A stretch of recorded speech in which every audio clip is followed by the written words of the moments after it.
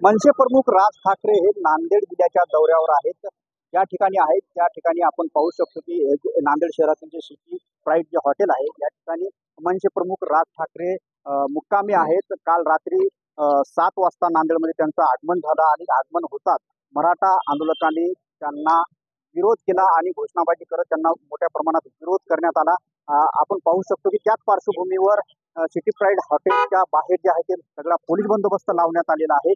राज ठाकरे आता थोड्याच वेळामध्ये या हॉटेलच्या बाहेर निघतील आणि प्रसिद्ध जे गुरुद्वारा आहे श्री सचखंड गुरुद्वारा तिथे जाऊन ते माता टेकतील आणि सकाळपासूनच जे मनसेचे जे कार्यकर्ते आहेत जिल्हाभरातले मोठ्या प्रमाणात या ठिकाणी दाखल होण्यास सुरुवात झालेली आहे. आणि राज ठाकरे जे आज या सिटी प्राईड मध्ये मनसे जे कार्यकर्ते आहेत एकूण जे जिल्ह्यातील 9 विधानसभा मतदारसंघ आहेत त्या मतदारसंघातील पदाधिकारी आणि कार्यकर्त्यांचा जे आढावा घेतील आणि त्यानंतर राज ठाकरे जे आहे ते आज नांदेड मधून दुपारी 3च्या नंतर हिंगोलीकडे प्रस्थान करतील.